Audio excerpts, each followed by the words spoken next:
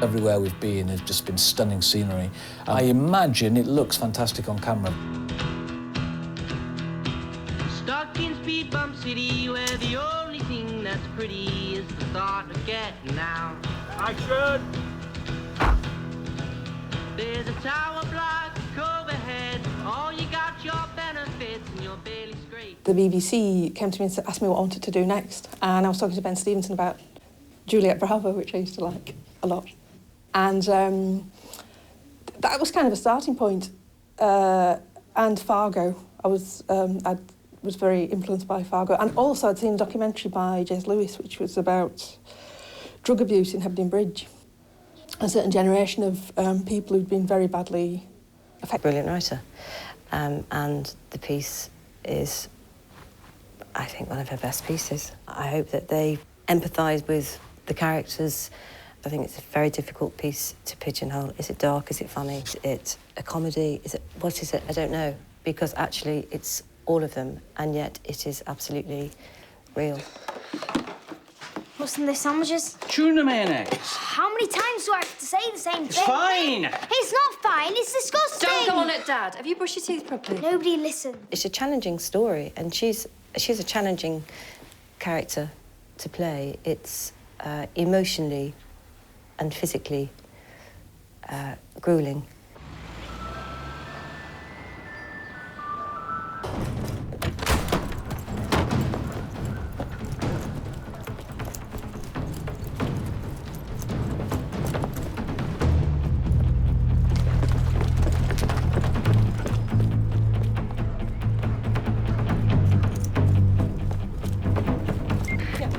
Hotel Kilo 11 Romeo November X-ray. I'm going after it.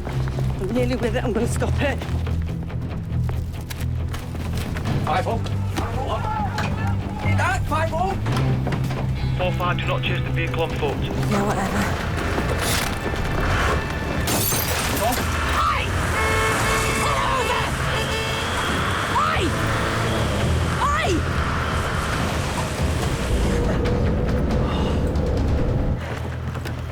She is the central character, and so she is there all the time. But it's challenging, really, because Catherine's story is an emotional journey. It's about this woman who's a really good woman to whom something terrible had happened and how she deals with it. And she finds out this man's come out of prison. She wants to get revenge, but then she finds out other things about him, and it goes beyond revenge into just making sure he doesn't do anything to anybody else. But it does actually come back to revenge right at the end. From that point of view, to see a story with a woman at the centre of it that's about revenge, I think is quite unusual. That made me feel better. Just a bit. Sally is a genius. She somehow carves this tone. I know that she said this, so I don't think I'm stepping out of line when I said that one of her inspirations was Fargo, and you can see the similarities in the premise of Our Small Story, despite the fact that we're in deep dark Yorkshire and it is a very dramatic piece and a lot happens. You still completely believe it. Open it for me, please.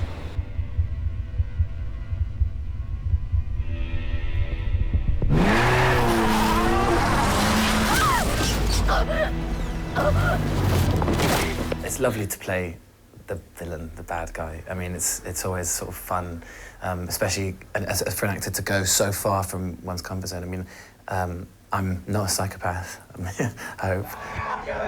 Not me. Fucking doing! It's just a joy to sort of enter into that headspace, which you wouldn't otherwise. And I don't spend my life and thank goodness I don't spend my time in that kind of headspace. But it's also a privilege to be able to go there and for little parts of, bits of time. You bitch! You're gonna be eating food from a straw for the rest of your life. We had a brilliant experience having, the Sally Wainwright, who'd actually written the scripts, direct the fourth episode, and I didn't have that much to do in the fourth episode, but there were 2 or 3 really crucial scenes that I played with Julia Ford, who plays my wife Jenny, And Sally was absolutely brilliant in a very, very quiet way. She just got us ratcheted up, because this is a point at which the relationship and the marriage is really on the rocks. So it was, you know, the tension was absolutely at its peak. And she just got us to this place where I think it was quite an explosive scene in the end. Why don't you just go there and tell them the truth? The truth? Yeah, just say that you did what you did. But you had nothing to do with murdering this girl. No, Jenny, no. Why did you do it? Any of it? Why? I don't know why. I've explained why. If he'd chosen to give me just a little bit more money when I asked for it. The girls. What use are you going to be to them in prison? Which is why, if I say this thing to Nevison and we go to the police and I say, I think I might know who these people are, it's a way out of it, Jenny! There's nothing like hearing from the mind of the person who conceived and wrote the scene what they intended and how they thought it ought to go. So, yeah, a brilliant experience working with her. It's been really inspiring. I love her writing. I think it's all very real. I can believe all those characters would say all those things.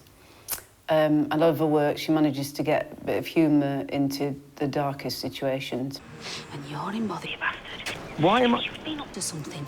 I am not visiting you in prison. I don't even know what you're on about. Why am I up to something just because some toe-rags decided to break into some property? Yeah, that's right, Ashley. You're talking to the woman that was born last week. The challenges I faced playing a character like Julie, she is a lot harder and tougher than I am. So, but I always enjoy playing character roles and characters that are not very... Well, I like to think they're not very similar to me. She's a tough cookie and quite hard-faced and very driven. Where are they? Oh?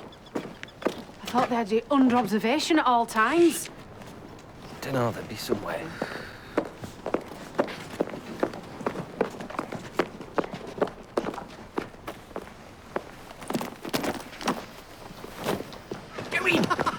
Get off me, bastard! You bastard!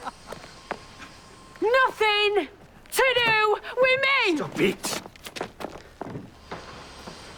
The script is so strong, the characters are really clearly defined, and so it makes my job as an actor a lot easier. You smell like a lag. Let's go. Have you done a deal? Can we just get on? I want to know if you've sold us down the river. I'm Adam Long. I play Lewis Whippy, who is he's one of the kind of subcontractors, if you would, for the big boss, who's a bit of a gangster, a bit of a man about town. And my character is a kind of complete victim to his circumstances. He just finds himself in this situation, and he just gets dragged along with it, and it gets a little bit out of hand. That classic clinical psychopath, the unfeeling, kind of callous monster at the beginning. And then, like every psychopath, well, this is what they say, is that there's two routes to becoming a psychopath. One is the way you're nurtured, your life as a sort of child, and often they were abused and neglected as an infant. I had ideas. I had plans. I could have rocked the world. Why don't you just let me go and ring for an ambulance? No. I just want you to go and get me some painkillers, that's all. Why? I've got a kid. Did you know that? The boy. He don't know me. He lives in Hebden Bridge. With that bitch that gassed me. She's his granny. How mad is that? What kind of life is that for a lad? Living with no old woman and no dad. Often they remember what it was like to be a 3 or 4 year old on the floor, kind of curled up with no one, with no control at all in their life, completely vulnerable. And then once they find control in their lives at the age of sort of 8 or 9 or 10, they refuse to ever return to that vulnerable state again. And that's their kind of fuel, that's their motor for the rest of their life. Get out here! Get out here! Get out here! You're out of it. It's all right.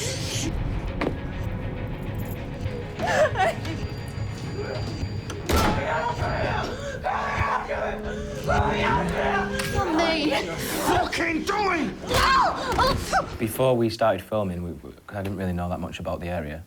We watched this documentary called Shed Your Tears and Walk Away, and it pretty much outlines that it's this beautiful, picturesque location that has this incredible drug subculture. The setting fits the material really well because it is quite, when it's not sunny, it's really bland and dark, and only certain areas get the light. I think that's reflected in the behaviours of the people that live there, because they say that the bit that gets the sun is the rich people in the happy area, and the bits lower down in the valley, that's where the real problems are.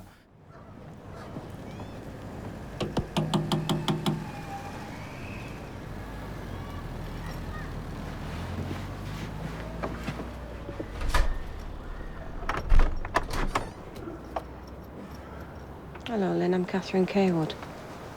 Got a few minutes.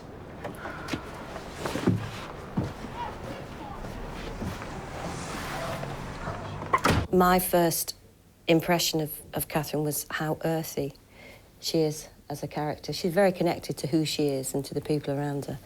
And the landscape really cements that in a sense. I know it sounds like an odd thing to say, but she is very much part of these surroundings, and they're very much part of who she is. You are kidding me. No. You're lying? No. That's disgusting. They don't call it animal husbandry for nothing. Why do you think they wear wellies, farmers? Forget the mud, it's to slot the sheep's hind legs down and keep them rich. It is not. One up the behind. Shut up. Do you not know anything about the countryside? Do you honestly think? They'd waste time legislating against it if it didn't really happen. I have to say, Mr. Kershaw was unusually upset about being told one of his sheep had been knocked down at Sidet Road. They always are, I'm telling you. It's a very special relationship these farmers have with the sheep. Draw your own conclusions. I suppose I'm attracted to Ollie and he's a bit of a beast. Well, there you go, you see. I rest my case. If you didn't want to see the funny side, you shouldn't have joined the police force. Service. Force. Great things for me when I was inventing it was talking to police officers in the area, and they talked about how she's the sheriff of her in an area of, I think it's 110 square miles. There are 7 police officers, and so it felt like it was just an heroic thing for Catherine to be the sheriff of a small part of West Yorkshire. There's a scene in which I basically spill everything about sort of the emotional past and the family. You know, Catherine's lost her daughter, my sister, and just everything spills out in this huge scene, which was a 7-page scene. So we were given that as the audition piece, and immediately it was like, this is going to be a challenge for an audition scene, and you know, to shoot something like that. You've had a lot to drink. You're talking louder than you might realise. You're as warped as she is. I'm lost. You've lost me. I don't know what's going on. Can you start at the beginning? What's the matter? You've forgotten. That thing she said to me. No. No, I haven't forgotten, Daniel. But... Oh, hello. Here he is, the thing that shouldn't exist. The greatest challenge, really, in playing Kevin is that from the very beginning of the story, he's placing himself in this incredibly tense situation, and each action that happens, it just makes it worse and worse and worse. So even as I was reading it, I was feeling my throat constricting and my jaw tensing, and the challenge really has just been to keep up that level of tension. Because he's lying to everyone, he's lying to his wife, he's lying to his boss. He gets himself way out of his depth with criminal elements. And he's just an ordinary guy. He's a little accountant who knows numbers and who knows his job and has 2 lovely kids and a lovely wife, and he puts all that on the line and screws it all up. So, you know, the biggest... A departure from her usual sort of subject matter, and from Sarah as well. I think she's going to be putting in an amazing, sort of complicated, not that she hasn't done that before, but this is going to be, you know, sort of new levels of character, sort of emotion and complexity and all sorts of stuff that she must have gone through in order to put the character of Catherine across. So I think they're going to be shocked and hopefully pleasantly, suitably impressed. Really well received, I hope it is. It should be, because everybody's worked really hard on it. And it's a fantastic story. And it's only it's only a bit of their story, you know, so Yeah, it's good. I imagine that they'd get behind Sarah's character, because everything that she goes through with her kind of past.